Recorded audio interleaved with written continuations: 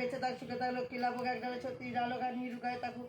আর বিদ্যা বুদ্ধি বাড়ে, লেখাপড়া শিখে হাতে সোনার কলম হোক, বড় হয়ে ইঞ্জিনিয়ার বাবু হোক, ঢোলের মতন শক্ত হোক, মেয়ের কোলে ছেলের কোলে আবার 5 বছর পরে মেয়ে হোক। নে কই বাচ্চা মা